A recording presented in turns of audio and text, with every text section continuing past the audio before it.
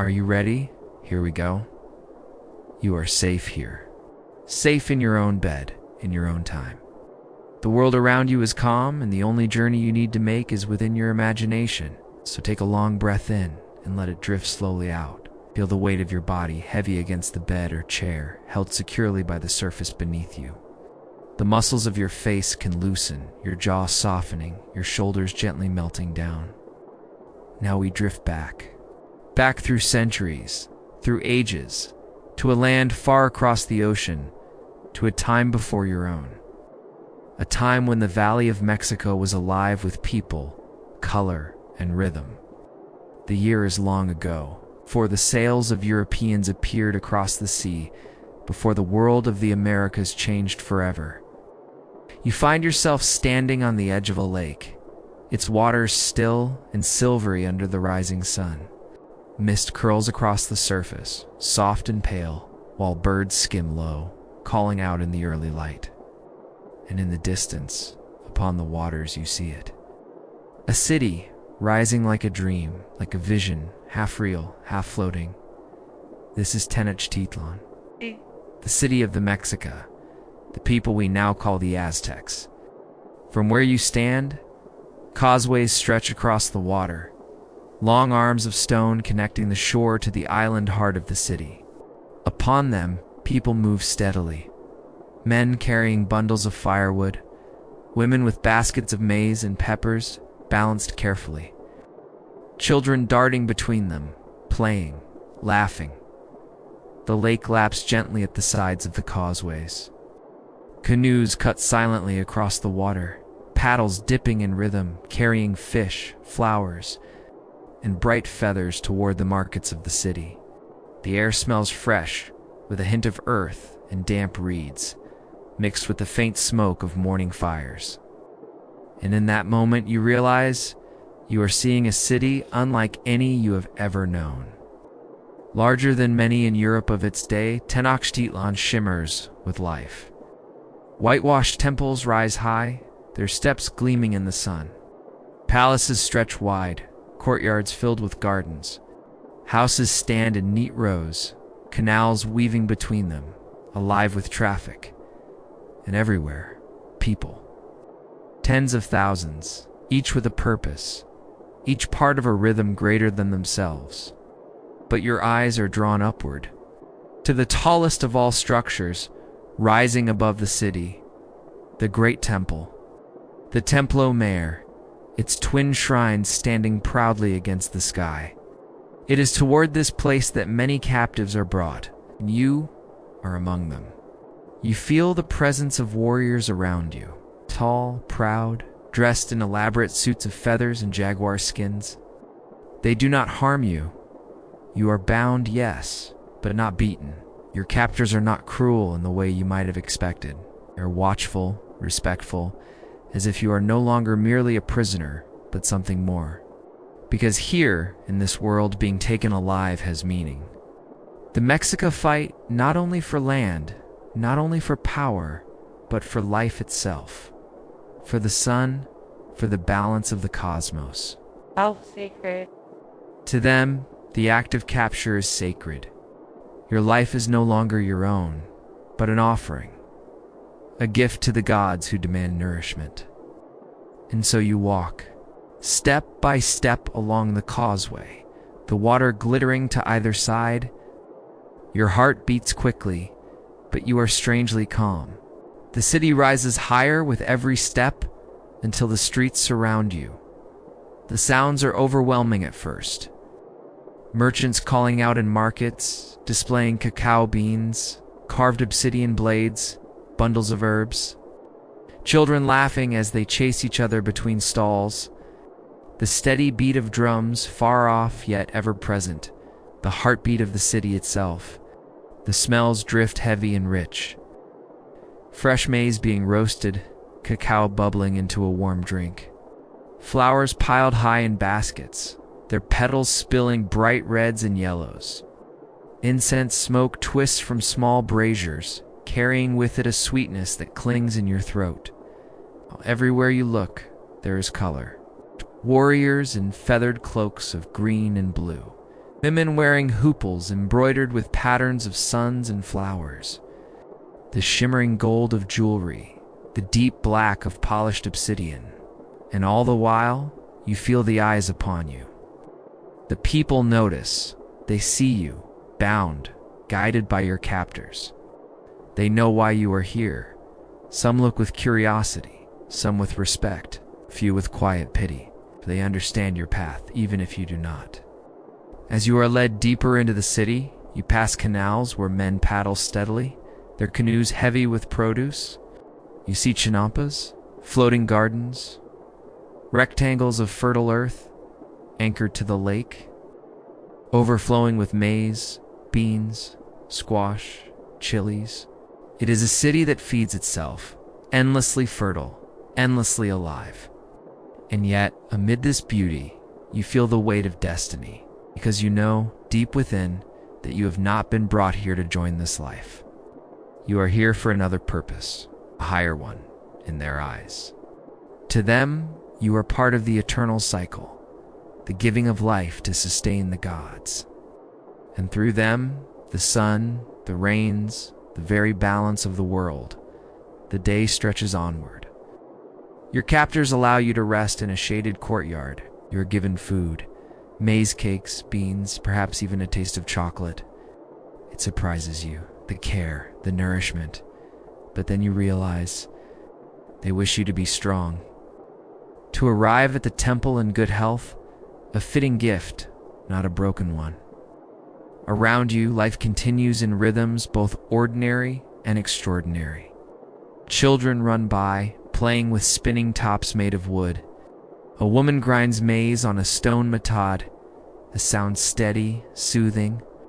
Men carry baskets of fish, their laughter light, and somewhere far off, you hear the call of a conch shell, long and low, echoing through the city. Signal, a reminder of ritual.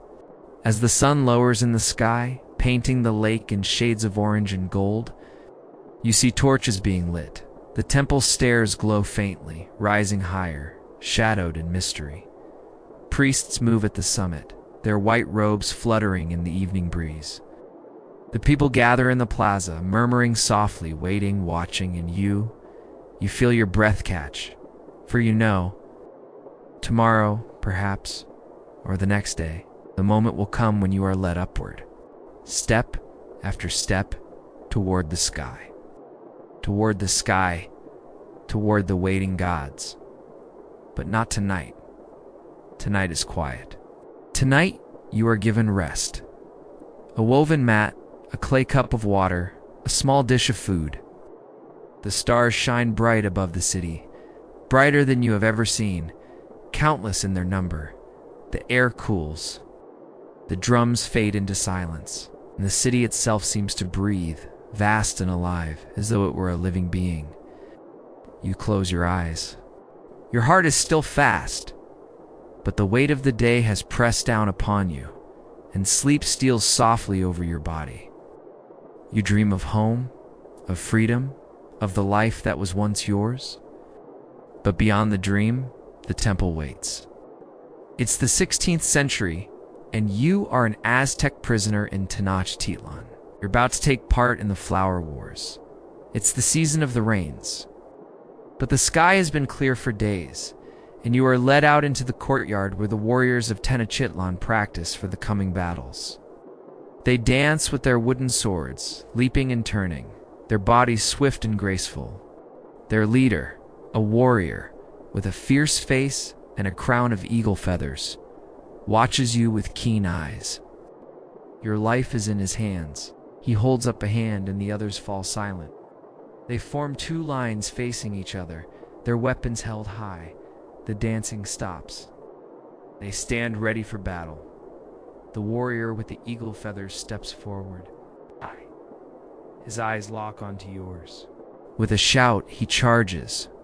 You flinch, then scramble back, tripping over the uneven ground. The others close in, their voices thundering like a storm. Their sticks come down hard, forcing you to dodge and weave. You hear the sharp crack of wood against bone. You duck under a swinging stick and find purchase with your foot. sending a warrior sprawling on the ground. Another lunges for you. You twist aside, feeling the wind of his attack brush against your cheek. Panic rising in your chest, you lash out, catching the warrior across the eyes with an open hand. He howls in pain and stumbles back. The others press in, their expressions hard and fierce. You feel trapped, overwhelmed. The warrior with the eagle feathers steps forward.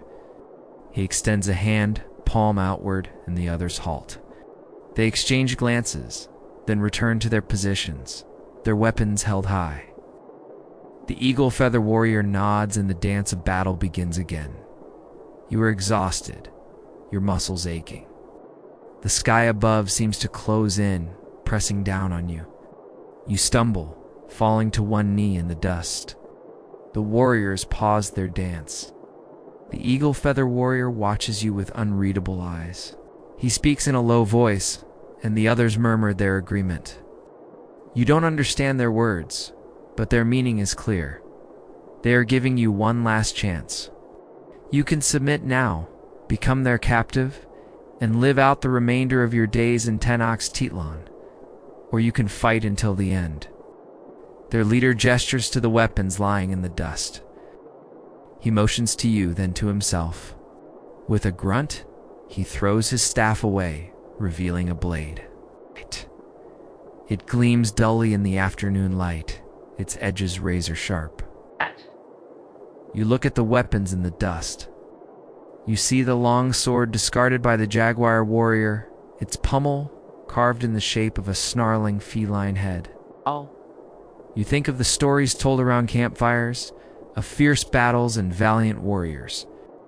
The elders would speak of great heroes and their deeds, their words echoing with pride.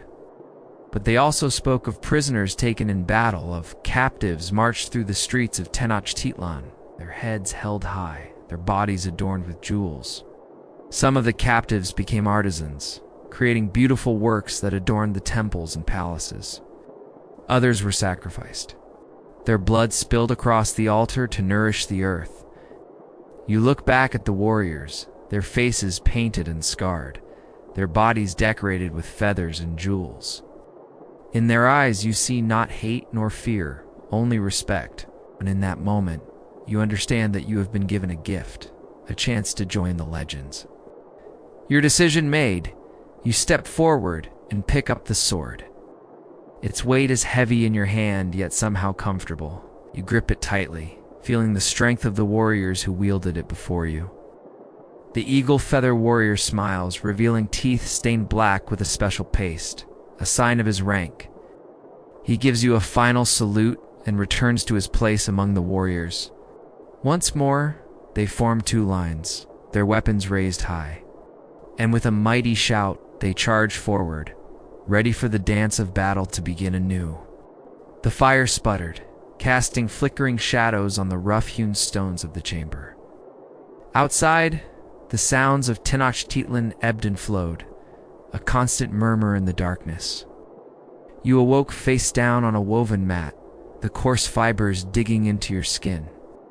Arms and legs aching, you remembered the fall, the burning pain of impact, the taste of blood and dirt. You weren't sure how long you had been unconscious, but the throbbing in your head and the stiffness of your limbs suggested a generous amount of time. Your bonds, made of twisted vines, were still secure, keeping you pinned on the mat. You tried to sit up, wincing as your head pounded against the stone floor. Morning light poured softly into the courtyard where you rested. The air was cool, touched with the faint scent of damp stone and the sweetness of smoke from cooking fires. Somewhere nearby, a woman's voice sang in a low, soothing rhythm, perhaps to a child, or perhaps just to pass the time. The sound was tender, a reminder that life in this city was not all drums and ritual, but also warmth, family, and everyday care. The warriors rose before you did. Their movements were deliberate, precise. One adjusted his feathered headdress, another checked the cords at your wrists, making sure they were not too tight but firm enough to hold. Their eyes were steady, never wavering, as though they carried the weight of an entire world on their shoulders. You realized they were not merely guards. They were escorts on a path they believed to be sacred. You stepped onto the streets, and the sound engulfed you immediately. Tenochtitlan wakes in layers of sound, sandals scuffing stone, water slapping gently against canal walls, voices rising and falling in a dozen conversations at once. The market lay ahead, and as you approached, the air became thick with scents. Roasted maize, cacao, fish drying in the sun, chilies sharp and pungent. The plaza was immense, and it seemed as though the entire world had gathered here. Merchants sat before woven mats laden with goods. Farmers brought in baskets of tomatoes, squash, beans. Hunters displayed rabbits and turkeys. Fishermen arranged shimmering piles of fresh fish, and not only food, there were baskets of flowers, marigolds, lilies, dahlias, their colors so rich they almost glowed. There were artisans offering painted pottery, stone knives so sharp they gleamed like glass, necklaces strung with shells and jade beads. Feathers too, long, iridescent plumes that caught the sunlight, swaying lightly in the breeze. The crowd hummed with energy. Men haggled over prices, women laughed together, children chased one another between stalls. Somewhere, a flute played, its notes weaving gently above the noise. The sound of a conch shell echoed from a priest at the far edge, reminding the people of the sacred rhythm of time. You passed slowly through this life, and you felt the eyes upon you once again. Some faces turned toward you with curiosity, others with quiet reverence. They recognized what you were, a captive, future offering. They whispered among themselves, but they did not mock. To them, you were part of something vast, part of the heartbeat of the cosmos. You were led down a street that ran beside one of the great canals. The water was smooth, dotted with canoes gliding silently. Some were filled with reeds, others with baskets of fruit and herbs. The paddles dipped in rhythm, each stroke quiet, each movement part of a greater flow. You watched the men steer their loads toward the market, blending seamlessly into the life of the city. Beyond the canal, the chinampas stretched into the distance. These floating gardens, anchored by willows and stakes, were bright with green. Maize grew tall, beans climbed upward, squash blossoms unfurled golden petals. The gardens seemed to float upon the lake itself, strips of fertile earth set against shimmering water. It was a landscape both human and divine, a garden built by hands, yet fed by the lake and the sun. The city breathed around you. Dogs barked, turkeys clucked, children's laughter mixed with the calls of traders. It was a rhythm unlike anything you had known. Everywhere you turned, life was vibrant, purposeful, unbroken. And in the distance, always the temple Omer, steps reaching high, twin shrines gleaming faintly in the sunlight. The very sight of it seemed to gather the city toward its heart. You felt it drawing you, too, pulling you gently yet inexorably closer. The day moved slowly. You were led into shaded passages, across wide courtyards where nobles walked in richly embroidered cloaks. Their sandals were decorated, their jewelry bright. They carried themselves with the calm certainty of people who knew their place in the world. Their eyes rested on you only briefly, then moved on. To them, you were not a curiosity. You were a necessity. At times you were given food, tortillas warm from the griddle, beans cooked with herbs, a drink of atole thick and comforting. The warriors made sure you ate, made sure you drank. You were to remain strong, not starved, not weakened, but whole.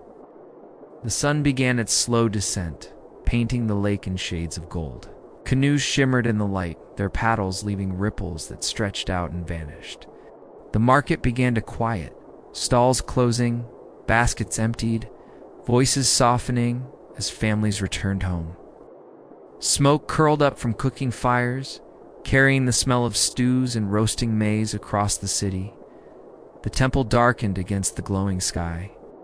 Its steps caught the last light, and you noticed torches already being lit at its summit.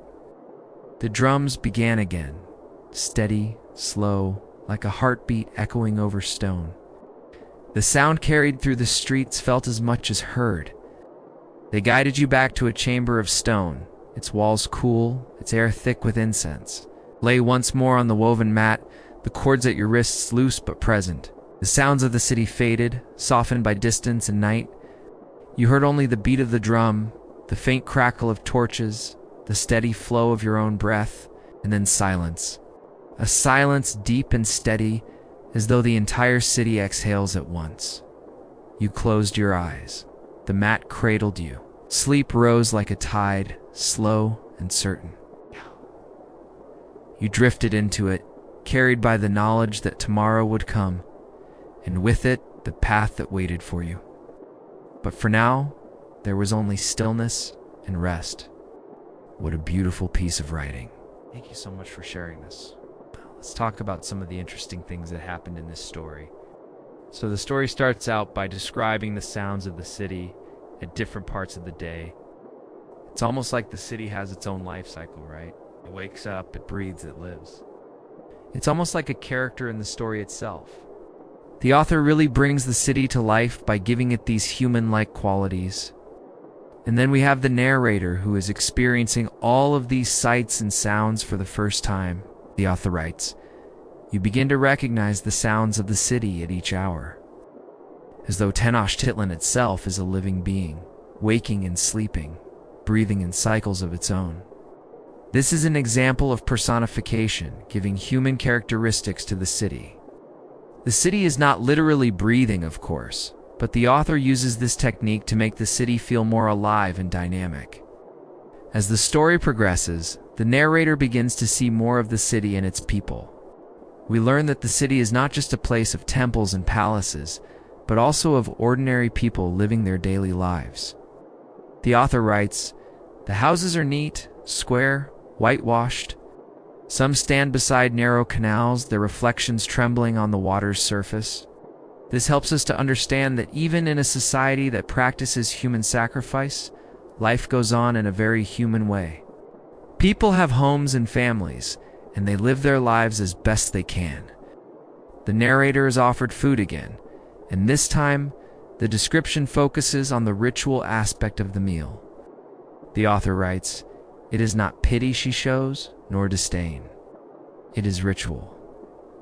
You are to be kept whole, nourished." This is an important detail because it shows that even though the narrator is a sacrificial victim, he is still treated with respect. The people who are sacrificing him believe that they are doing him a great service, and they take great care to ensure that he is well taken care of. One evening, the narrator is taken to a courtyard to watch a group of men dance. The author writes, "They dance for the gods, for the balance of the universe, for the cycle that must never break." This is another example of the theme of sacrifice. The dancers are sacrificing their time and energy to honor the gods and to keep the world in balance. Throughout the story, the narrator is shown many examples of the people's beliefs and rituals. The author does not judge these beliefs, but rather tries to understand them.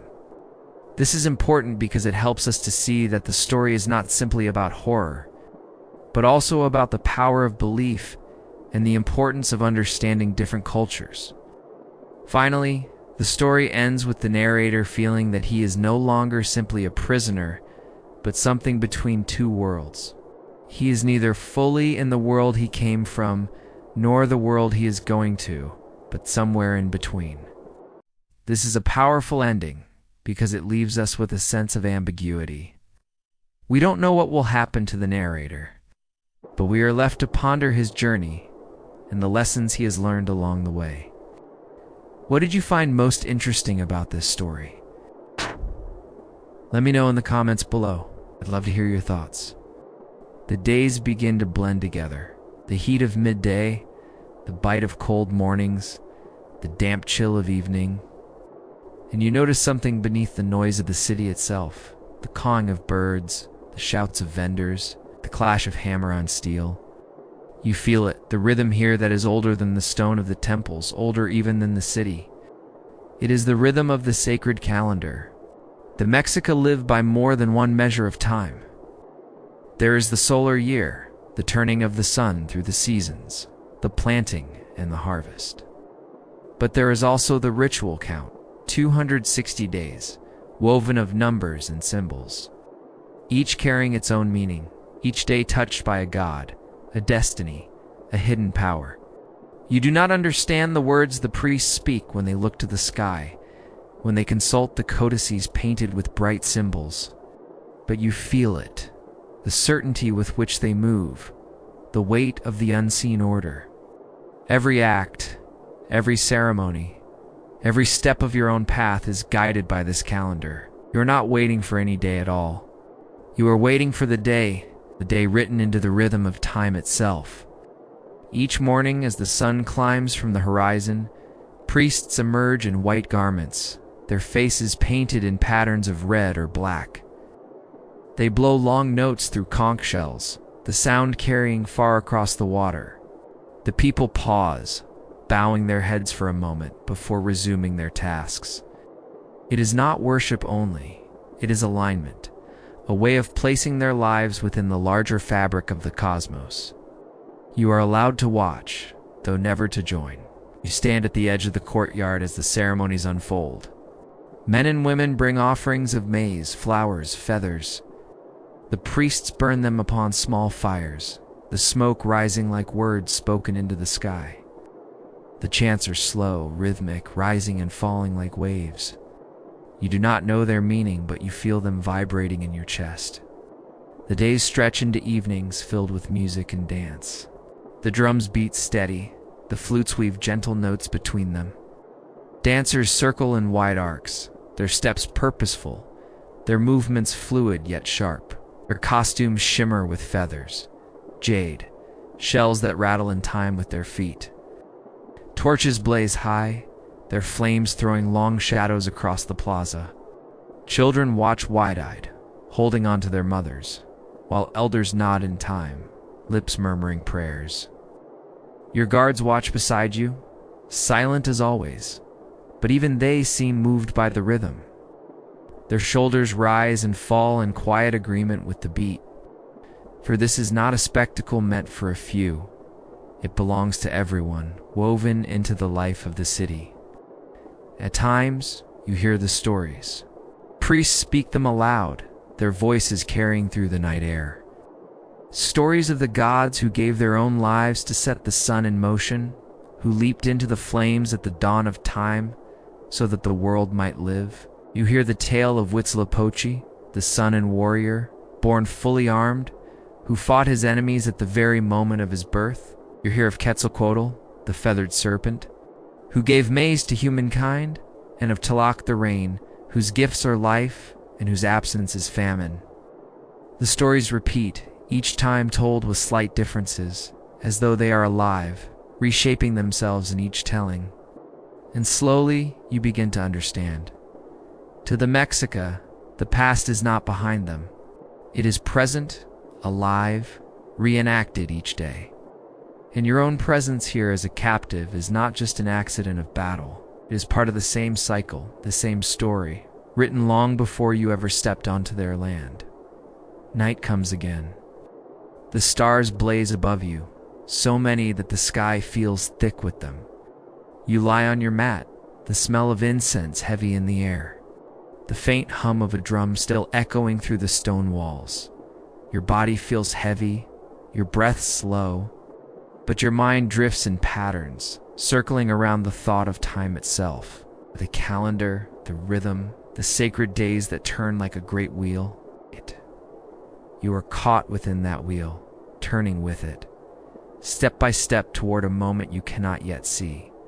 And as sleep takes you, it feels not like falling, but like being carried by the same rhythm that carries the city, the same rhythm that carries the sun itself across the sky.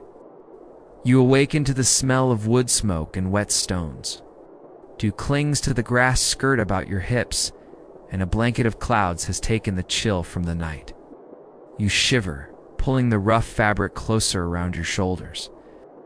The guards are stirring outside your hut, their low voices carrying on the breeze. Soon they will come for you, and you know that when they do, you must be ready. This is not the first time you've been brought here, to this place where the tall temple walls meet the endless sky, where the plaza stretches wide and the great pyramid casts its shadow long. You have stood here before, watched ceremonies both solemn and joyful. But today, you know, is different. Today the air crackles with anticipation, and there is a vast emptiness within you that only the coming hours will fill.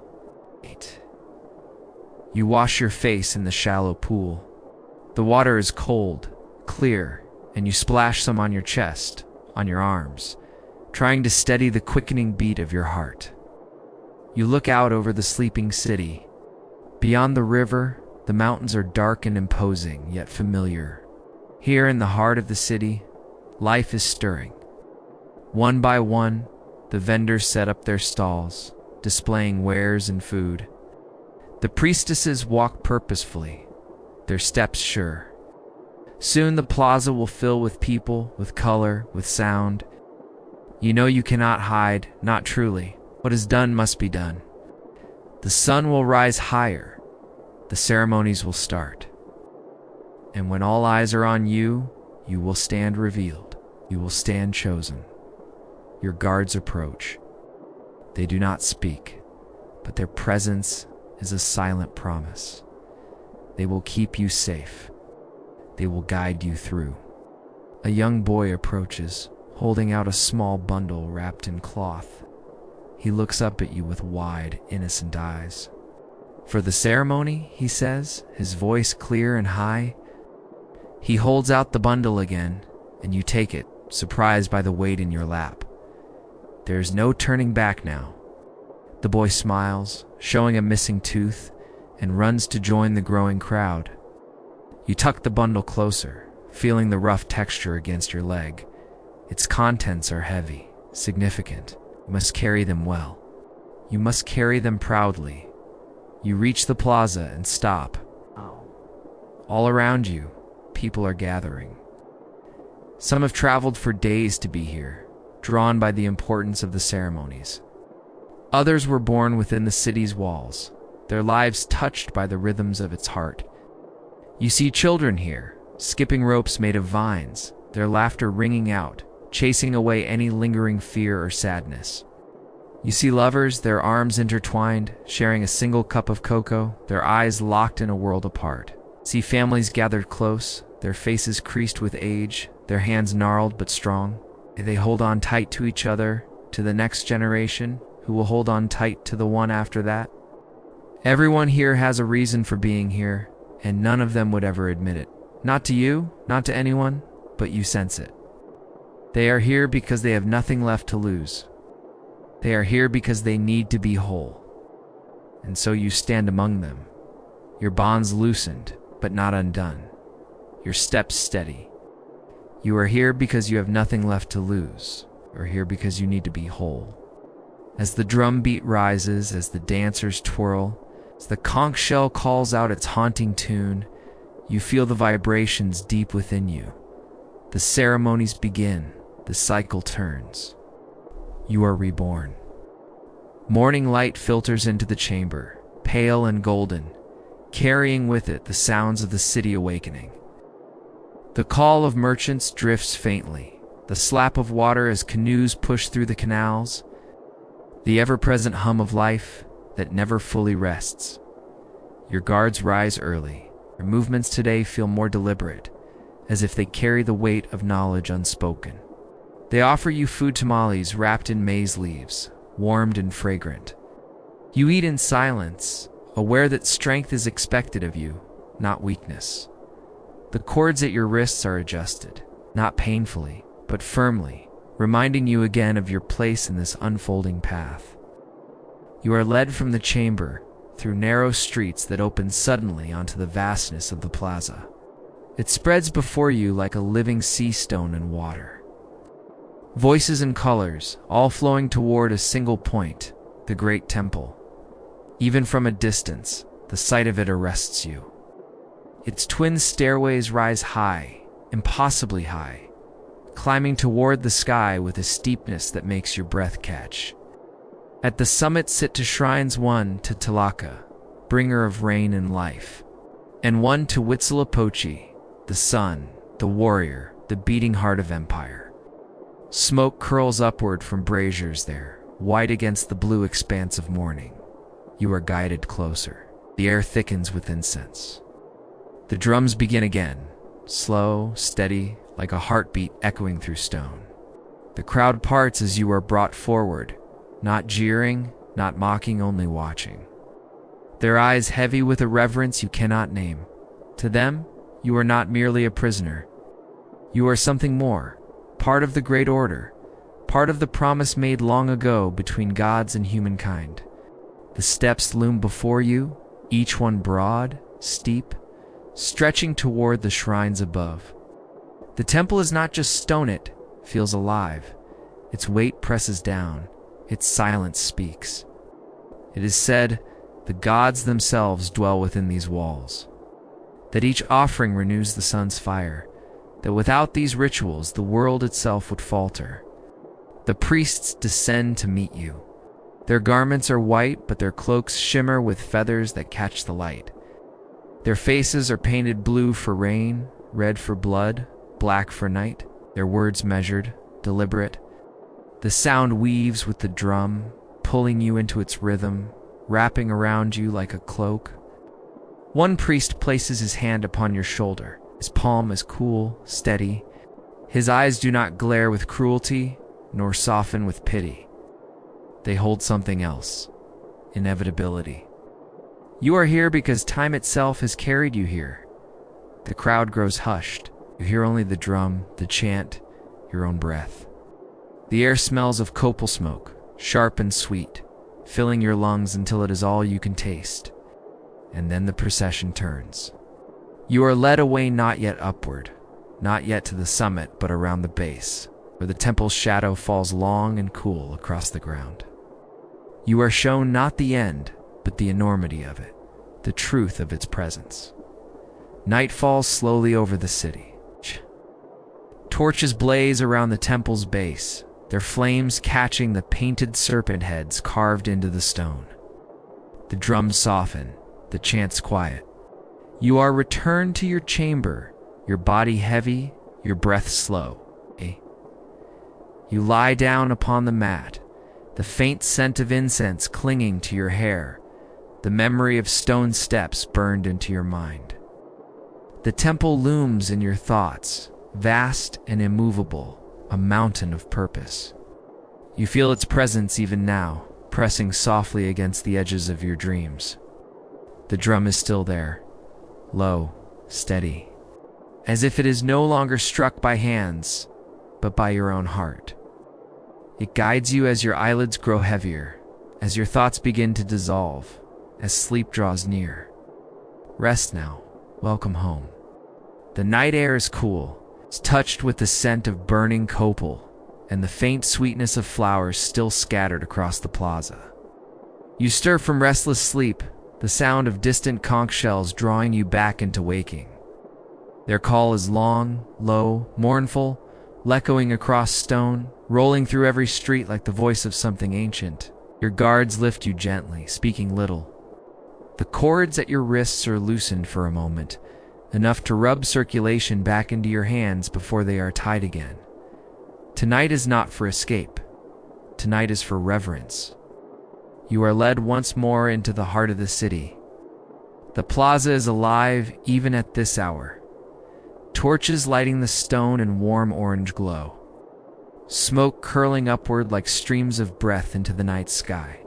Crowds gather quietly, their murmurs hushed, their faces lit by flickering light. They wait not for spectacle, but for communion. You are brought through a side passage into the precinct of the temple. Here, the air is thicker, more sacred. Stone walls rise close, their carvings deep with patterns of serpents, suns, and rain. Braziers burn along the path, filling the corridor with smoke that clings to your skin, to your hair, to the inside of your lungs.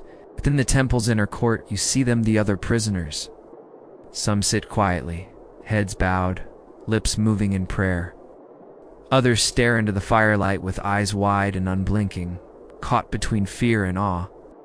The priests move among them, painting their bodies with white clay, binding their hair, chanting softly in words that rise and fall like a river in motion.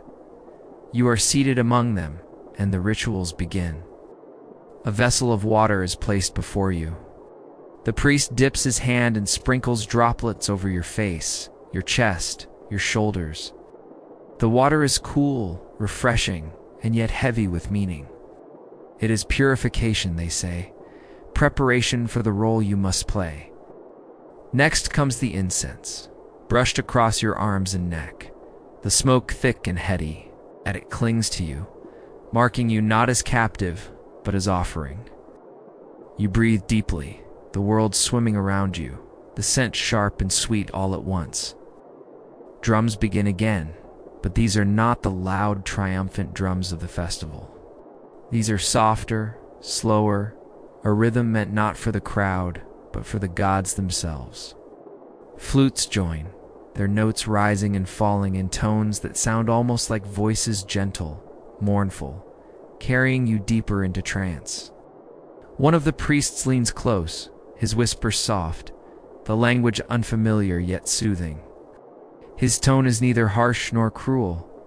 It is lulling, rhythmic, as though he speaks not to your ears, but to your spirit. You do not understand the words, yet you feel their weight. You are part of the great cycle. You are honored. You are remembered. The prisoners are given food again, maize and beans, cacao to sip. It is not indulgence, but strength, for the body must remain whole. You taste the bitterness of the drink, thick and grounding, pulling you back into yourself, even as the music lifts you outward. Torches flare brighter, their flames reaching higher as the chanting grows. The priests circle, their voices weaving together in harmony that seems to bend the very air around you. The other prisoners begin to sway, some humming low, some closing their eyes as if already halfway to the other world. And you too feel it, a pull deep in your chest, a thread connecting you to the people, to the city, to the temple, to something vast beyond words. Hours pass in ritual, though you cannot tell how many. Time itself seems to loosen, unravel, dissolve into the smoke and the song. When at last the chanting slows, the drums fading, you are returned to your chamber. Your head is heavy, your body steeped in the rhythm of prayers that still echo faintly within your bones. You sink into the mat, the air thick with incense, the drums now only memory. The city beyond is quiet. The stars burn brightly above, as though watching, as though bearing witness. Your breath slows. Your chest rises and falls, the rhythm steady, certain. Rest now. Welcome home. The first threads of dawn creep into the sky, painting it in pale shades of blue and rose. The night fires burn low, reduced to glowing embers, and the plaza is hushed in the fragile silence that comes before the city awakens. Only the faint lap of water in the canals and the call of distant birds break the stillness. Your guards stir you gently. Their faces, touched by the dim morning light, are calm, unreadable. You rise slowly, the mat rough beneath your feet, the air cool upon your skin. For a moment you wonder if the night of incense and chanting had been a dream, but then the scent still lingers. Woven into your hair, clinging to your clothes, you are taken outside. The air feels lighter, sharper, kissed with dew. The temple towers above, its stone catching the first light of the sun, golden upon the carvings of serpents and suns. The great temple is alive again, its shadow vast, its presence undeniable. This morning is for water. You are led into a courtyard where a great basin has been filled, clear and still. Priests stand in silence beside it, their white garments soft against the stone. Their faces are painted anew, fresh lines of color gleaming in the early sun. They wait for you. One motions for you to kneel. You do. The stone is cool beneath your knees, grounding. Another priest lifts a vessel carved of obsidian, its surface reflecting shards of light. He dips it into the basin, then pours water gently over your head. It flows down your hair, your face, your shoulders. The cold shocks you at first, but soon it is soothing, cleansing, as though washing away not only dust and sweat, but fear itself. Another vessel follows, and another, each pour deliberate, unhurried.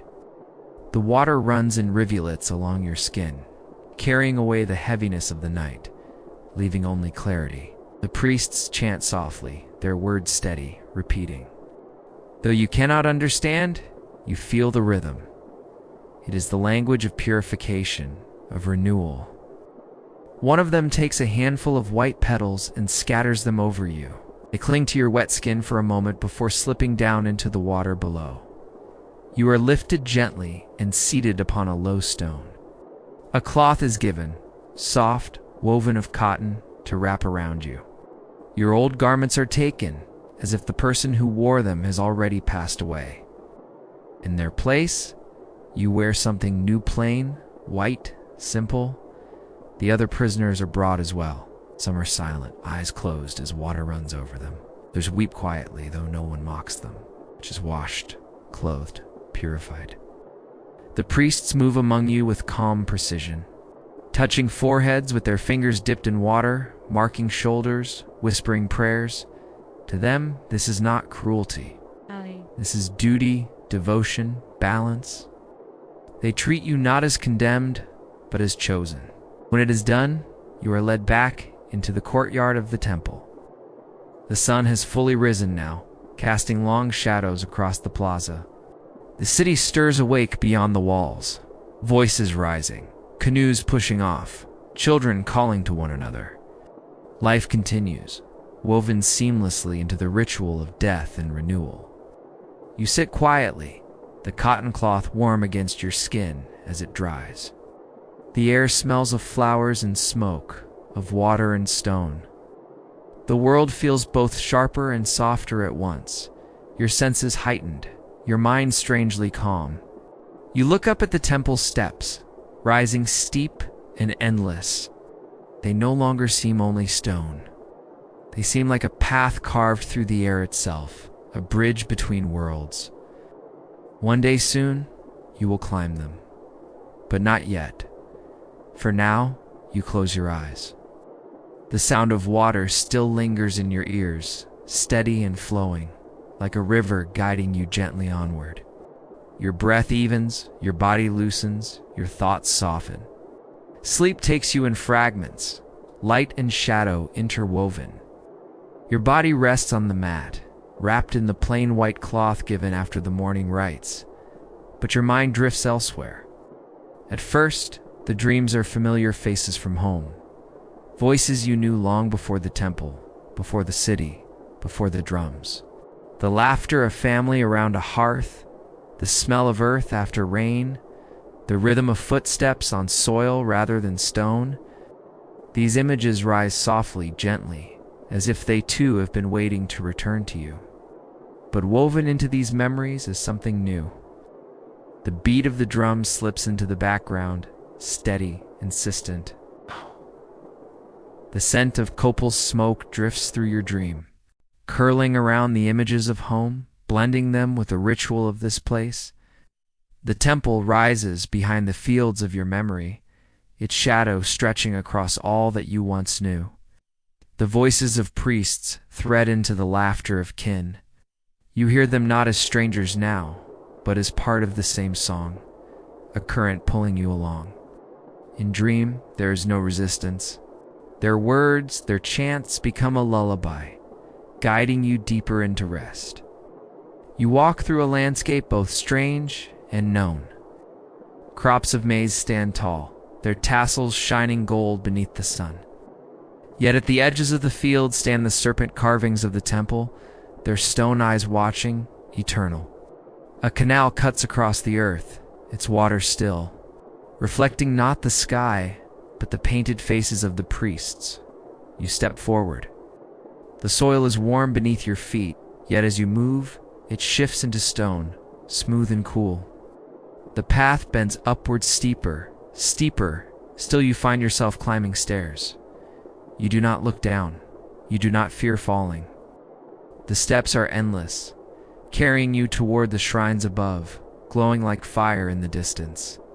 At the top waits silence, not cruel, not coldly vast. The kind of silence that feels like sky, stretching without end. And in that silence, a voice, soft, familiar, though you cannot place it. It says only, you are part of the rhythm. You are part of the balance. You are not forgotten. The words echo as you turn. The stairs behind you vanish. There is only air, stars bright even in daylight, water flowing like silver in the sky. You feel weightless, carried, as though the world itself has set you free for a moment. When your eyes open again, it is still morning. The temple casts its shadow across the plaza, the city fully awake now. The sounds of daily life, merchants calling, paddles striking water, children's voices reach. You even hear, yet the dream lingers. The warmth of soil, the rhythm of drums, the voice that spoke. They rest inside you like a second heartbeat. You exhale slowly, the white cloth loose around your shoulders. For a moment, you are not prisoner, not offering, not stranger. You are simply here, breathing, resting, waiting. The mat cradles you. The chamber is cool and still. The world narrows again, soft at the edges, pulling you gently back toward sleep. The hours slip by in a haze of warmth and quiet. When you are stirred again, the sun has climbed high, its light sharp against the stone of the courtyard. Yet even in brightness, the air holds calm. Today is not filled with the chaos of markets or the clang of weapons. Today is for preparation. Priests return, moving in deliberate rhythm. Their steps are silent, their garments of cotton brushing softly against the ground. They bring with them bundles of flowers, bright with color marigolds glowing like small suns. Lilies pale and pure, crimson blossoms deep as spilled wine. Each flower is set in woven baskets, their fragrance rising like incense into the air. You and the others are guided into the temple's outer court where the offerings are arranged. The prisoners sit together in silence, each wrapped in white cloth, each face touched by the light of the sun. The priests move among you, one by one, pressing flowers into your hands. Not chains, not weapons. Flowers. Marigolds for the sun, lilies for purity. Crimson for blood, for sacrifice, for the joining of worlds. You hold them gently, their stems cool and damp, their petals fragile against your skin. Next come feathers. Brilliant, iridescent, glowing with impossible color. Long plumes of quetzal green, streaks of blue, flashes of scarlet and gold. The priests lift them with reverence, setting some into headdresses, weaving others into necklaces, tucking smaller ones into hair. One is placed upon your chest, a single plume, delicate yet radiant, catching the light with every breath you take. Then comes music. A group of musicians gathers in the courtyard, their instruments gleaming. Drums of many shapes, clay flutes, conch shells, rattles filled with seeds. At first, the sound is soft, gentle taps of skin against drum, low breaths through hollow bone. The music builds slowly, swelling like a tide, until the entire courtyard hums with sound. You feel it in your chest, your arms, the soles of your feet. It is not a song for distraction, nor for entertainment. It is a call, a weaving of breath and beat meant to align body, spirit, and the gods themselves. The music does not ask for your attention. It takes it, drawing you deeper into its rhythm until even your heartbeat falls into step with the drums. Some of the other prisoners begin to sway, not in fear, not in protest, but in trance. Their eyes close, their bodies move gently with the rhythm, as if the music has loosened the chains of flesh itself. A few begin to hum, voices low, but steady, adding themselves to the current of sound. The priests nod, their chants rising to meet the music.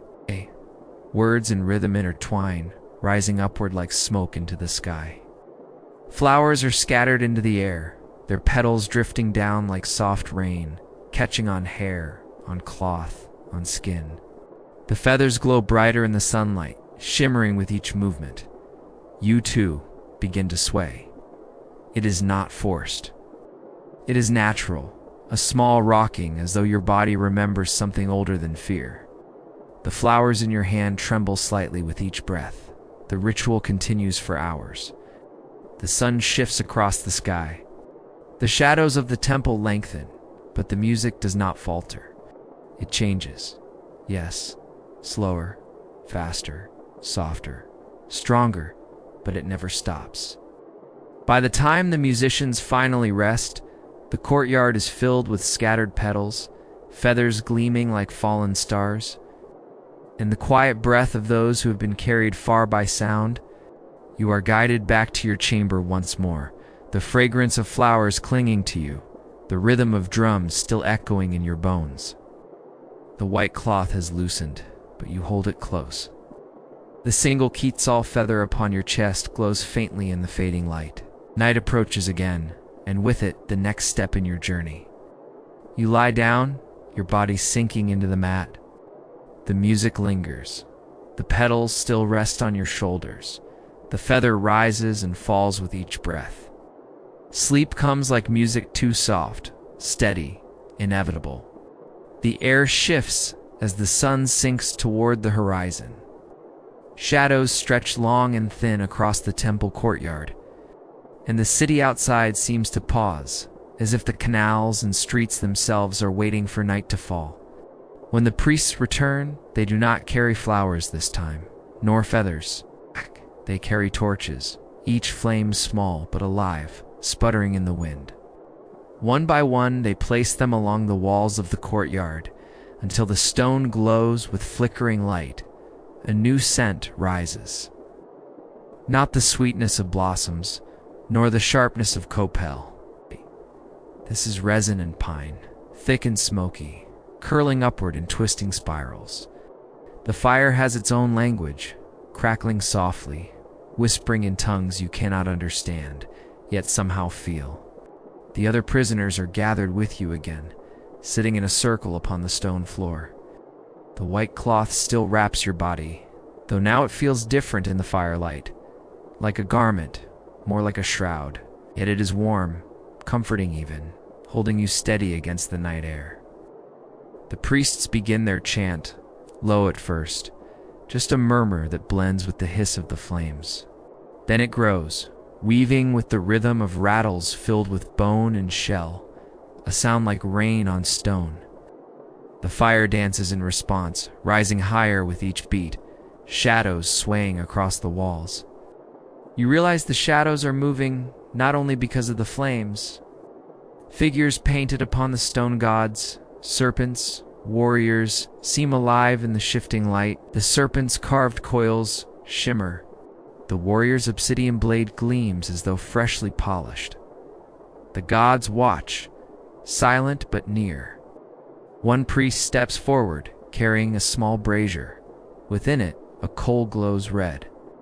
He holds it before each prisoner in turn, and with each, a handful of resin is dropped onto the ember. When it is your turn, he meets your eyes for a brief, steady moment. Then the resin falls, and smoke blossoms before you. The smell is thick, almost sweet, filling your chest, your throat, your mind. It makes your eyelids heavy, your thoughts slow, your body sink deeper into the rhythm. The smoke curls around you like a cloak, pulling you inward, away from the walls, away from the fire, into the world behind your eyes. In that world you are not bound, you are not watched. You are standing on the temple steps. But they are endless, stretching into the stars above.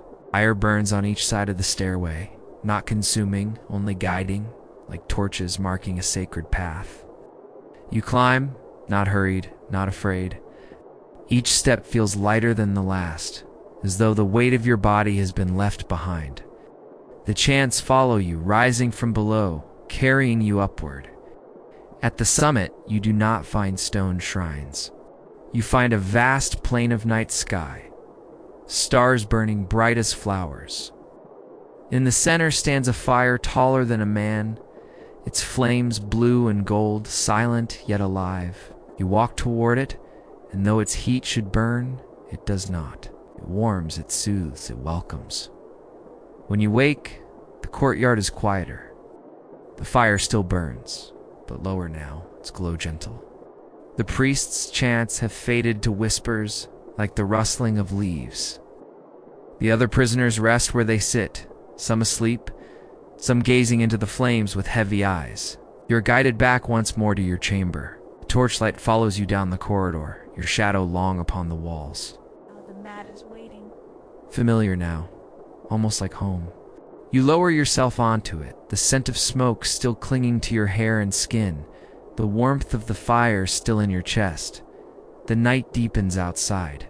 The city falls into quiet. Your breath slows, the world fades. Dawn comes gently, a pale light spilling over the horizon, brushing the temple stones in soft silver. The air is cool, touched with the faint smell of lake water drifting up from the canals.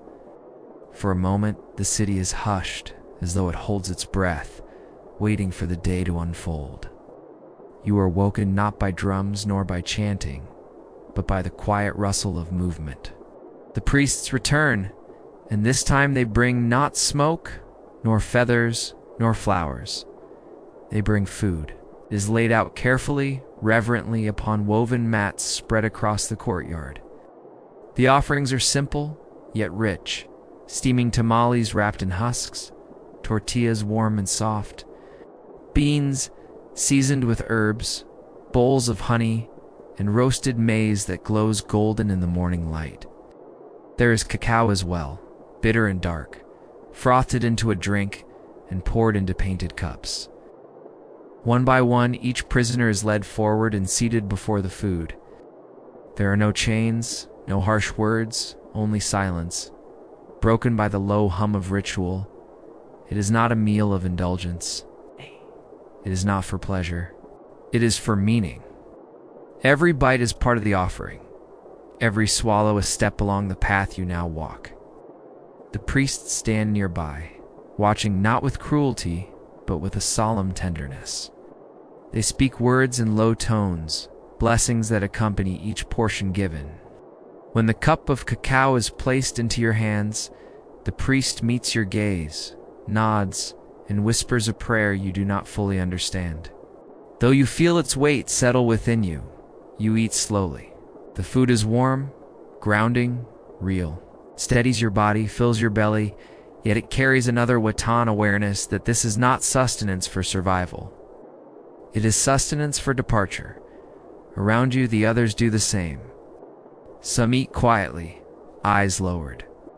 Others pause, staring long at the sky before taking a bite, as if memorizing the world around them. A few hum softly, the music of yesterday still woven into their breath. When the food is finished, the bowls and mats are cleared away, carried with the same care with which they were brought. The courtyard grows still once more. The air seems brighter, sharper. The sun has risen high now, its light no longer gentle but strong, casting shadows deep and clear. The priests begin a chant, soft but steady, a rhythm that carries you inward, into the place where fear softens, where thought slows, where only the breath remains. Their voices rise together, filling the air, washing over you like a tide. Your body grows heavy, yet your heart feels strangely light. You close your eyes, and for a moment you are home again, fields, stretching into the distance. The smell of soil and rain, voices of family calling across the courtyard. For a moment you are not here, you are there. And it feels real enough that your chest aches when your eyes open again. The courtyard is the same, yet it is not. The offerings of food have been taken. The chants continue. The air is warmer, the sun pressing upon your shoulders. You sit among the others, quiet, still waiting. This is the final meal, the final gift for the body. Soon only spirit will remain. You are led back to your chamber, the taste of cacao lingering faintly on your lips, the warmth of maize still in your belly. The mat waits once more. You lower yourself upon it, the white cloth drawn close. The world narrows. The body softens. The sun drifts lower through the sky, casting long shadows across the city. By late afternoon, the temple grounds are awash in golden light, every stone glowing. Every feather and flower from the earlier rituals shimmering like embers. The air is alive with anticipation, though no one speaks of it aloud. The entire city knows what tomorrow will bring.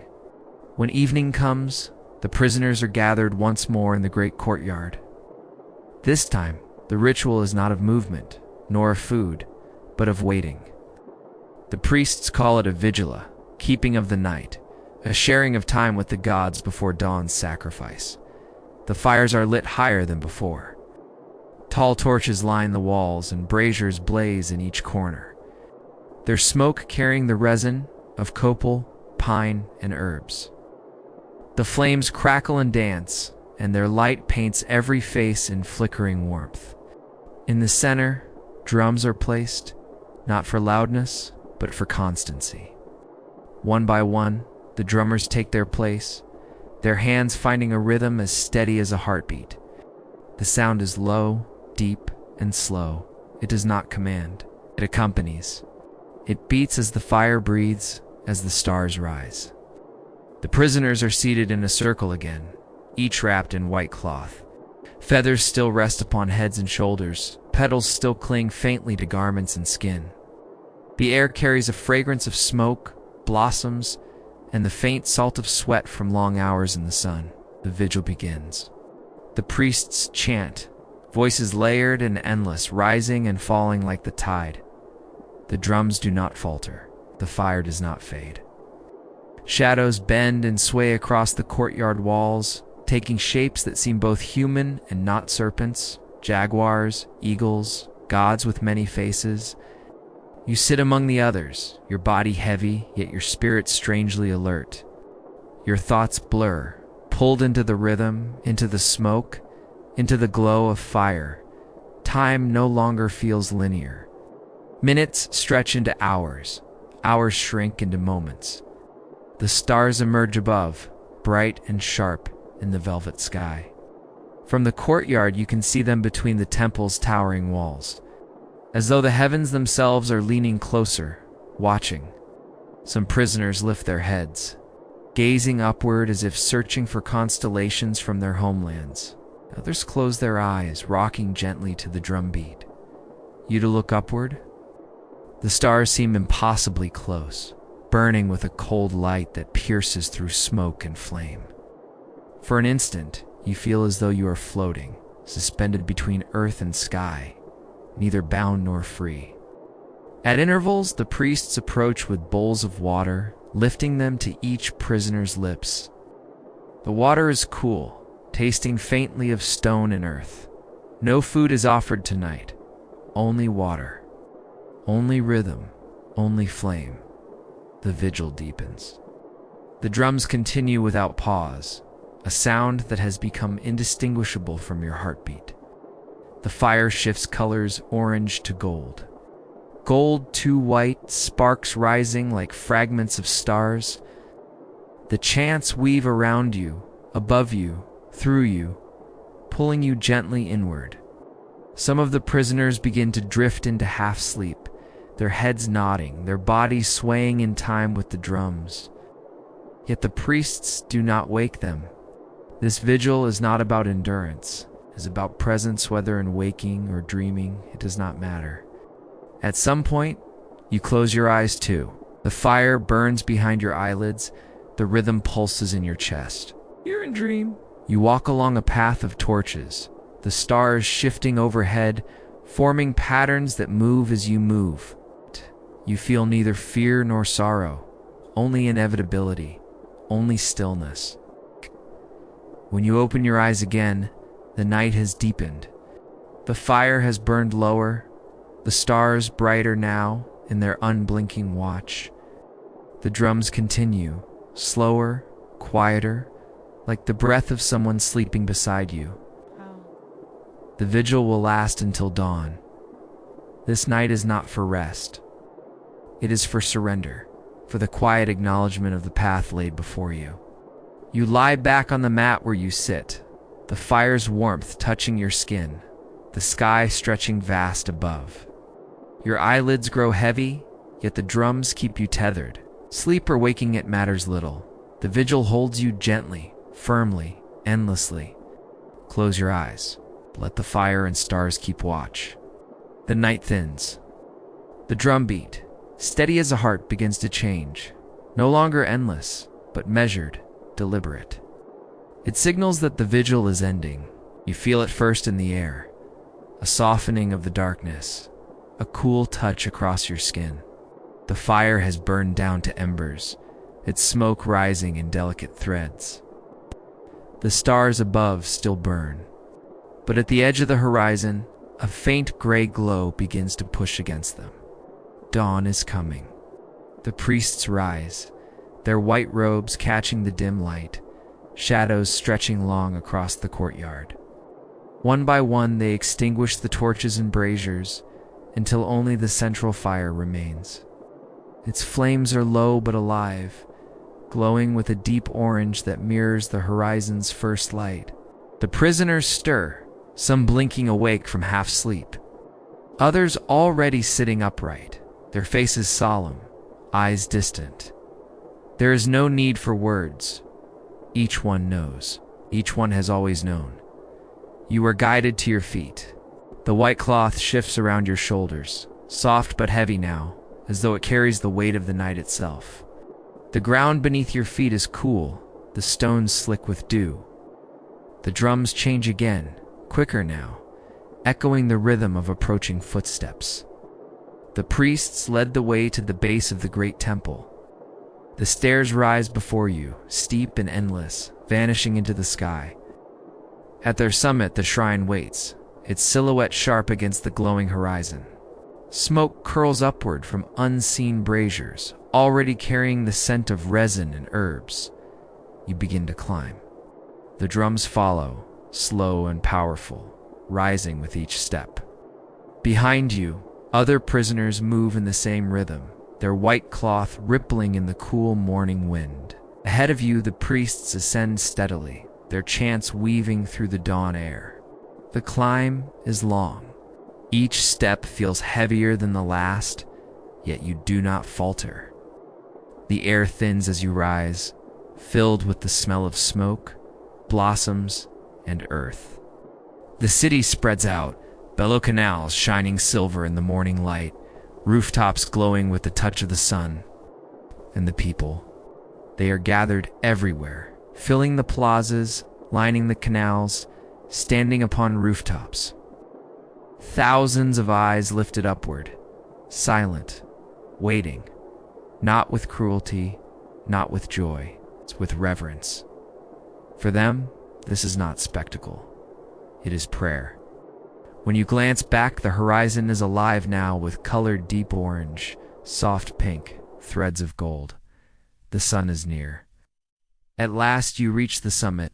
The platform stretches wide, its stone floor cool beneath your feet. At its center, the great altar stands, draped in fresh flowers, feathers, and offerings of food and drink. The flames of braziers flicker on either side, smoke rising into the brightening sky. The priests gather around you, their chants steady, their movements practiced and solemn. They guide you and the others to sit upon mats laid near the altar, facing east, toward the rising sun. For a moment, there is stillness. The world seems to pause. The air is filled only with the crackle of flame, the murmur of chants, the beating of your own heart. Then the sun breaks the horizon.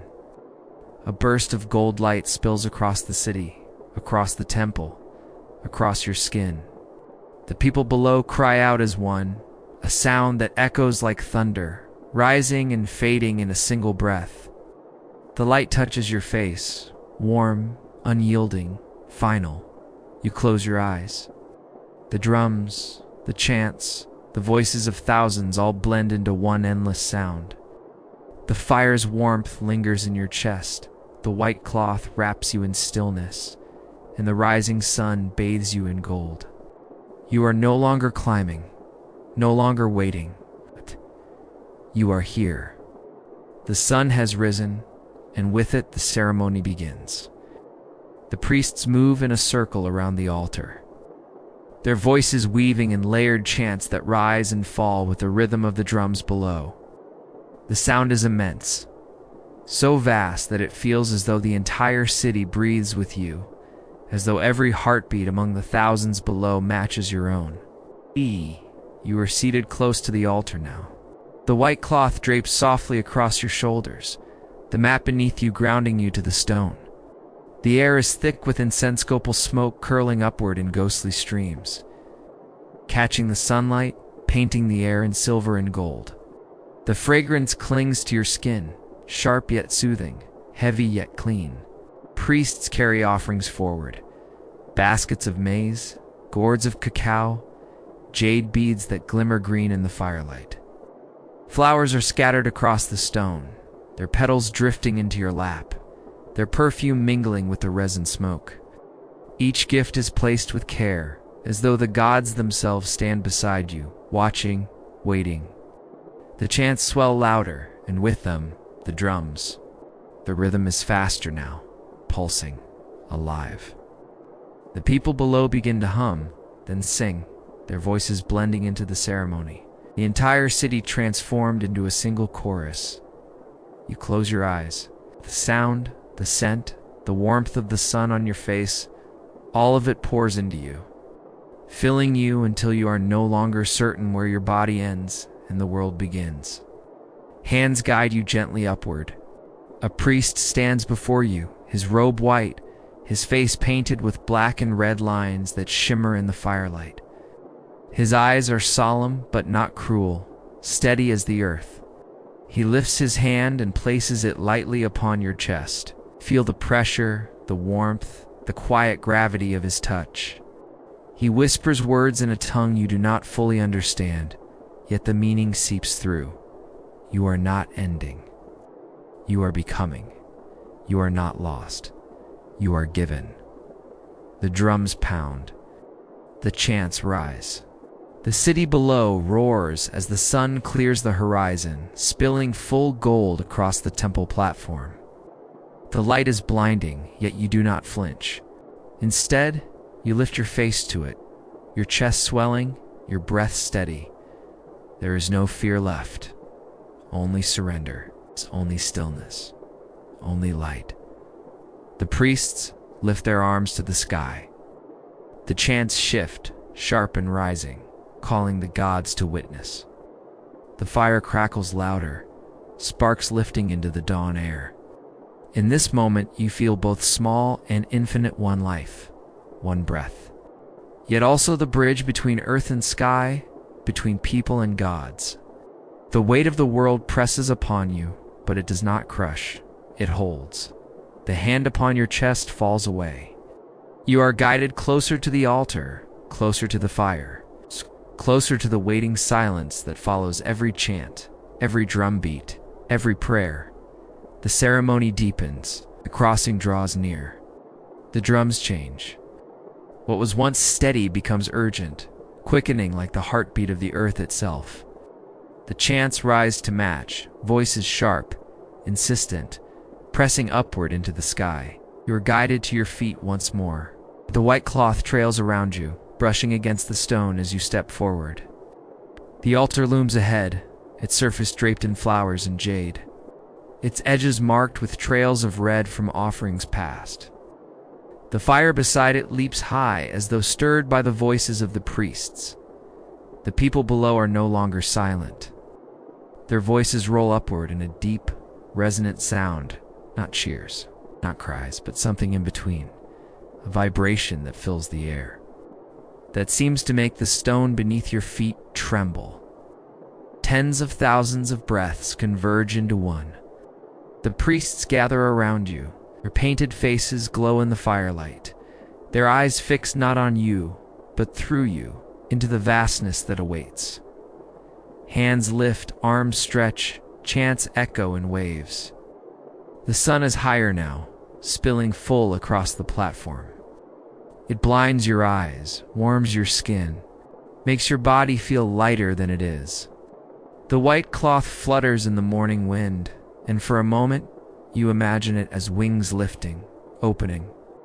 Carrying you beyond the edge of stone and sky, the high priest steps forward. His headdress towers with feathers of Quetzal green tipped in gold. In his hands a blade glints, its obsidian edge catching the sunlight, sharp and perfect. It is both beautiful and terrible. Black as night, clear as glass, reflecting the fire that crackles beside him. Yet there is no cruelty in his face, only purpose, only stillness. He's done this before and he will do it again, not with hatred, but with devotion. His task is not to harm, but to carry you across the threshold. Your body is eased onto the altar. The stone is cool. Yet the flowers beneath you soften it, their petals crushed under your weight, their fragrance rising into the air. Hands hold you not harshly but firmly, keeping you still. Above you, the sky opens wide, infinite blue streaked with gold. The chants reach their peak. The drums thunder, faster, louder, vibrating through your bones. The fire roars, sparks spiraling upward like stars. You are not alone. Thousands of eyes watch, thousands of voices chant, thousands of breaths align with yours. The gods lean close. The sun blazes down. The earth waits. You take a final breath, deep and steady. The white cloth shifts over your chest. The light warms your skin. The drums beat with your heart. The priest lifts the obsidian blade. Time slows. The chants stretch into eternity. The fire holds its sparks mid-air. The drums strike once, twice, then fade into silence. The world narrows to light, to sound, to breath, and then stillness, softness, release. The offering is complete. Your body lies upon the altar, but your spirit is carried upward, into the smoke, into the sky, into the endless song that does not end. The city roars below. Voices rising like thunder, like waves, like wind through endless fields of maize. The gods are fed, the sun is fed, cycle turns, and you are a part of it now, forever. There is no pain, only light, only rhythm, only peace. The drums do not stop, they change. What was once the pounding of urgency softens into a rolling thunder, steady and slow, echoing across the plazas below. The chants do not end, they shift, their sharpness dissolving into long, drawn-out tones that wash over the temple like waves against stone. Ow. The air feels lighter now, almost trembling with release. Their hands, once firm, now move gently, reverently. They lay fresh flowers upon your still chest-yellow blossoms, bright as the morning sun. Their fragrance is rich, sweet, almost overwhelming. Smoke curls around you, wrapping you in spirals of silver, lifting your spirit upward even as your body rests. Below, the city erupts into sound. It is not sorrow. It is not grief. It is celebration. Voices rise in prayer and song and gratitude. Shell trumpets blare, their cries long and hollow, echoing across the canals. Rattles shake in rhythm with the drums, their seeds clicking like rain against stone. Your offering has been accepted. For them, this is not the story of one life. Ending it is the story of the sun's rising, of the maize growing, of the rains returning. The gods are strong again, nourished by your passage. Children will eat, fields will flourish. The cycle is renewed. The priests lift their arms to the sky, chanting louder, stronger, voices breaking against the morning air. The people answer in unison, a sound that seems to make the very mountains listen. The city is one body now, one breath, one endless prayer. And you are within it. Though your body lies still, you are not gone. You move through the smoke rising from the braziers, through the petals scattered across the stone, through the chants that tremble in every throat. You are carried in the breath of the people, in the rustle of their cloaks, in the songs they will sing long after this morning ends. The priests descend the temple steps, their movements solemn and deliberate. The people below part to receive them, offering baskets of food, flowers, and gifts. Soon, the feast will begin. Maize tamales, cacao, and pulque will be shared. Families will eat together, giving thanks not only to the gods, but to you for the life given, for the son returned. Children will hear your story whispered by their parents as they sit by the fire. Elders will remember your face when the smoke curls from the temples. You are no longer a prisoner, no longer alone. You're woven into the fabric of their world, as eternal as the stone of the temple, as fleeting as the flower laid upon your chest. The sun climbs higher, its warmth spills across the altar, across your stillness, across the thousands gathered below. As the smoke thins, drifting into the open sky. You are at peace. The circle of souls slows and the hum of stars softens into silence. A stillness falls over the heavens, deep and vast, like the pause between one heartbeat and the next. You feel it gathering something greater, something beyond the chorus of spirits, beyond the song of constellations. And then they arrive, not as figures stepping forward, not as shapes bound to the earth, but as forces made visible. The first comes as fire. A blaze of crimson and gold unfurls across the sky, spilling sparks that trail like comets. It is not destructive fire, but creative the warmth of the hearth, the glow of the sunrise, the eternal flame upon the temple.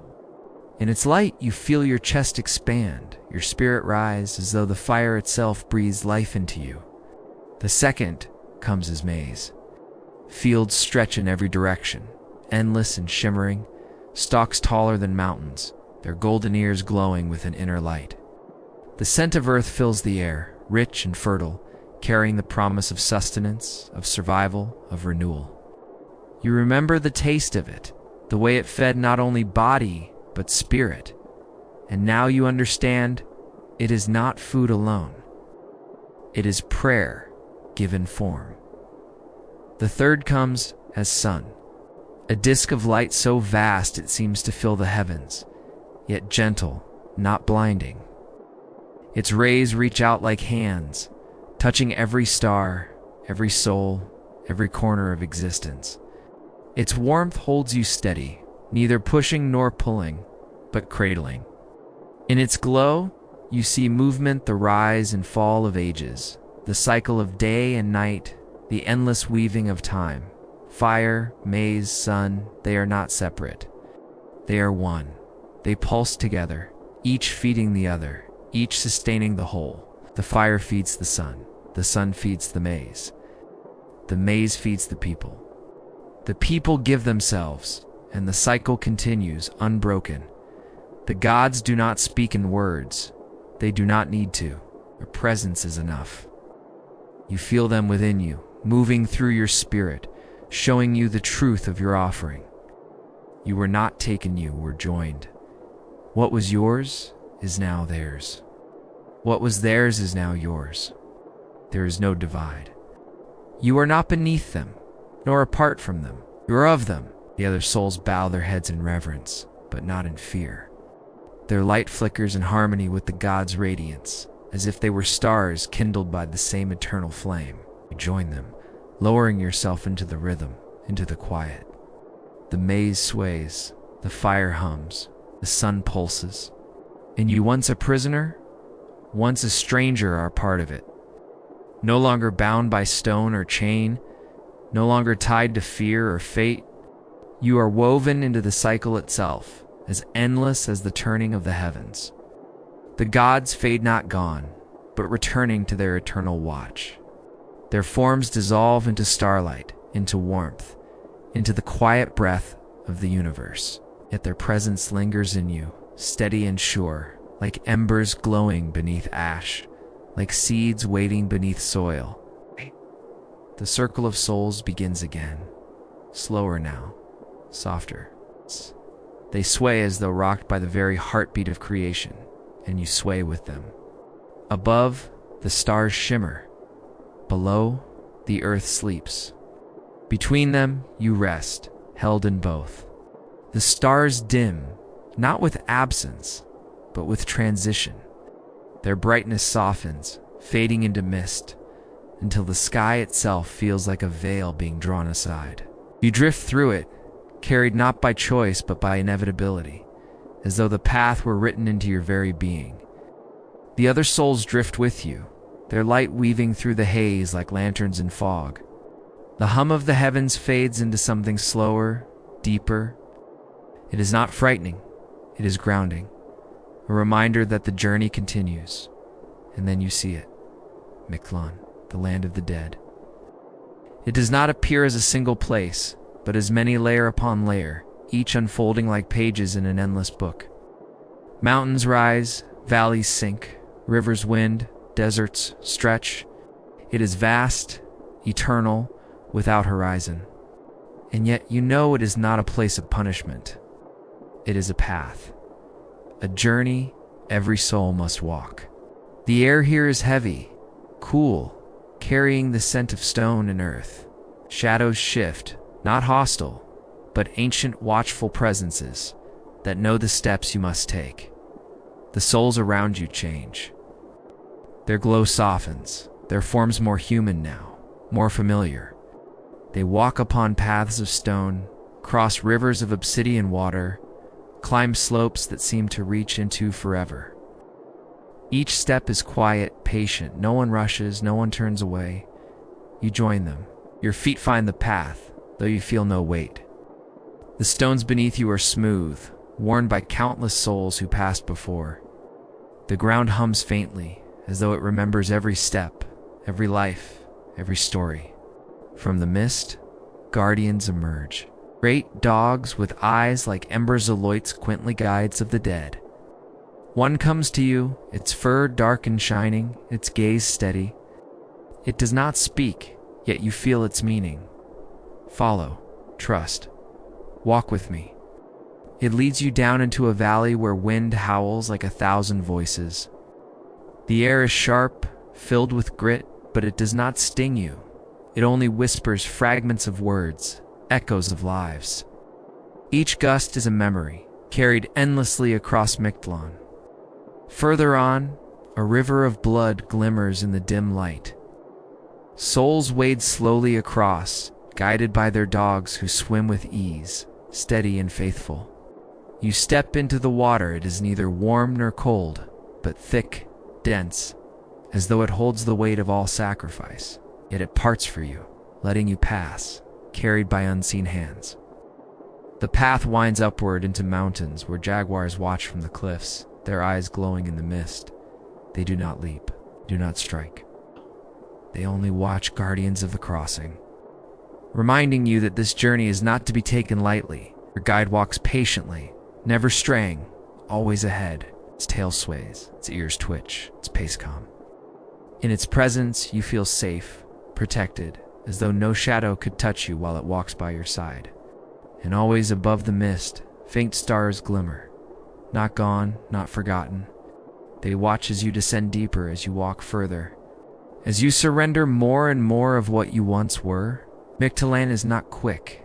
It is not easy. It is not meant to be. But it is certain. Every step brings you closer to the heart of it, the place where all paths end and all beginnings wait. The mist thickens.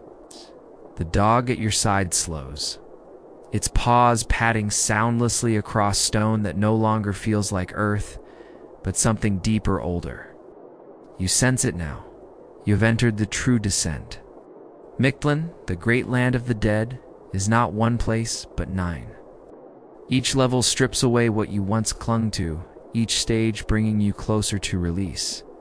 None can skip the path, none can turn away. All who come must walk. The first level is calm, almost deceptively so. A wide plain stretches endlessly, silent but for the faint rustle of unseen winds. Here the weight of memory lingers. Images of your past drift like shadows across the mist faces. Moments, laughter, tears. They are not cruel, not sharp, but gentle reminders. You watch them, feeling them slide from you one by one like leaves carried downstream. You cannot hold them, or not meant to. Your guide waits patiently until the last of the shadows dissolves. Then you continue. The second level rises with mountains, sharp and jagged, their peaks hidden in darkness. The air here is thin and the climb is long. Each step feels heavier, though your body's gone. It is not muscle that strains, it is the will. The stones seem to whisper. Do you still resist? Do you still cling? You breathe, you climb, you let go. Slowly the weight eases and the path grows smooth once more. The third level is water again, but colder, deeper. A river winds black and endless, its current strong.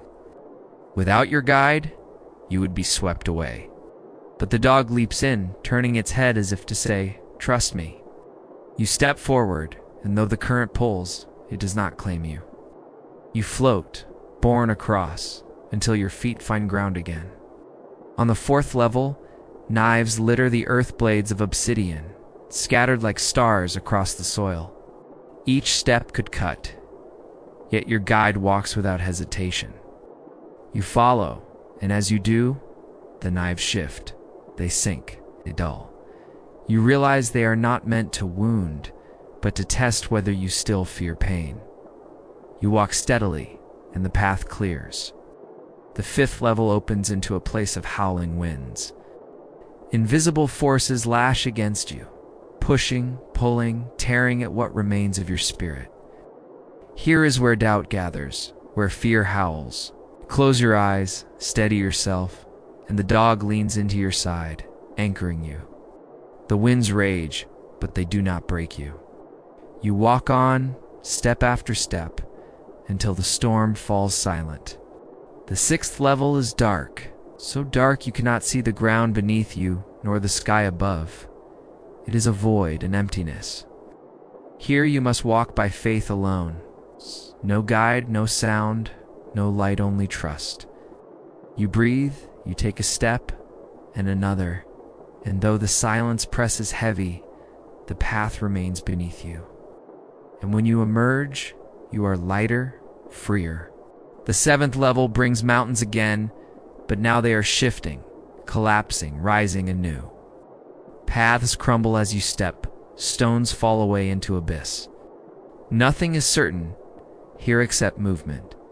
To stand still would be to fall. So you move slowly, carefully, one step at a time. Your dog guides you, weaving through the shifting stone. At last the ground steadies, and you pass through. The eighth level is mist again, thicker than before. It clings, cold and damp, wrapping you in silence. But here the mist does not merely hide, it forgets. Each step erases more of what you once knew. Names, places, attachments. They fall away like threads unspooled from a garment, until only your essence remains. It feels strange at first, like loss, but then like freedom. And finally, the ninth level. A wide, silent expanse. No mountains, no rivers, no knives or winds, only stillness. The air here is cool, steady, presence fills it, not hostile, not demanding, but vast, eternal. This is where all paths end. This is where every soul arrives. Your guide stops. It turns its ember-bright eyes upon you. For the first time, it seems to smile. Its work is done. You step forward into the silence. And there at the very heart of Mictaliel, feel it. Not an ending, but a merging. You are not gone. You are returned. Turned to the earth, to the stars, to the cycle of sun and maize and fire. All that you were dissolves into all that is. You are no longer separate. You are no longer bound. You are part of the great whole, eternal and unbroken. The stillness holds you, vast and infinite. At first, it feels like nothing. No sound, no movement, no shape. But as you remain in it, you begin to sense something deeper. The stillness is not empty. It is full of all things, all times, all beginnings, and all endings. Your spirit rests within it, neither rising nor falling, but suspended like a seed waiting in the soil. There is no fear here, no longing, only patience. And then, like the faintest ripple on water, you feel a pull. Not harsh, not sudden, but gentle. It comes not from outside, but from within. Something stirs, something that says, "It is time." The silence warms, the vastness shimmers, and slowly you begin to change. Your shape dissolves, not into nothing, but into essence. What once was bound, hands, breath, eyes fades into light. You are brightness, glimmering like dew caught on dawn's first rays. You rise, carried on currents you cannot see, currents that do not end. From the stillness of Mictlan, you ascend. The first thing you touch is water. Not river water, not sea, but rain. You fall as droplets, scattered across fields of maize, across stone temples, across the faces of those who look upward. You sink into the soil, cooling it, feeding it, becoming part of the cycle that nourishes all life. Then you are sunlight. You stretch across mountains, valleys, and lakes, your warmth stirring blossoms, your glow gilding feathers of birds in flight. You shine not as a star above, but as warmth within the reminder that every dawn is a gift, every day a renewal. And then you are seed, buried in earth, waiting, sleeping. The rain seeps down into you. The sun warms you. You swell, you sprout, you rise through the soil. You become green, alive, breathing. You sway in the breeze, one stalk among countless others, and yet within you is all that was given, all that was joined. You are food, you are offering, you are prayer. The cycle turns and you turn with it. Rain to sun, sun to seed, seed to fire, fire to ash, ash to soil, soil to maize, maize to offering, offering to gods, gods to rain. Or dissolve, you are not lost. Each time you return, you are not new. You are the same, eternal, woven into the fabric of everything. You remember being a prisoner. You remember chains. You remember fear. And now you see how small they were, how fleeting. What once bound you was never truly real. What holds you now is endless. The stars shimmer above, watching, guiding. The earth hums below, steady, constant. Between them, you flow sometimes as light, sometimes as water, sometimes as life itself. And always, always you are welcomed back. Rest now. You are part of the cycle. You are never alone. You are eternal. The cycle carries you, soft and unbroken. You have been rain, sunlight, seed, fire, and ash. You're dissolved into the great rhythm of the world, and in that rhythm, there is no undaunted return. Now, as you drift, something new reaches you. It is faint at first, rising from the living world above. Voices. They chant, low and steady, carried on smoke. The scent of copal incense curls upward, spiraling like threads of light. Drums beat in slow rhythm, echoing a heartbeat, calling across the veil. You realize it is not memory, not dream. These are the prayers of the living. Families gather at altars, laying out flowers, food, and candles. Do not mourn with despair. They welcome with love. They whisper to the departed, inviting them back. Their voices do not bind you. They guide you. Yes. Their love does not pull you down. It allows you to walk among them, if only for a moment, like a breeze through open doors. and you feel it. You are remembered. Not for chains, not for fear, not for pain. You are remembered as part of the great weaving of life, as one thread among countless others. And in that remembrance, you are whole. The path you walk through capture, through ritual, through sacrifice, through Mictwan, was never about an end. It was always about return. You are not gone. You are not broken. You are home in the earth, in the stars, in the hearts of those who still look upward and whisper to the night. The dog that guided you rests now at your side one last time, its ember eyes close. It breathes in the silence and then fades into light, its duty complete. You are not sad. You are grateful. You understand. The cycle does not need words, does not need chains or fear or even memory. It only needs what has always been. The rhythm of sun and moon, rain and soil, life and death. You drift once more into the stillness, but this time it is not darkness. It is warmth. It is peace. It is welcome. Sleep now. Your journey is complete.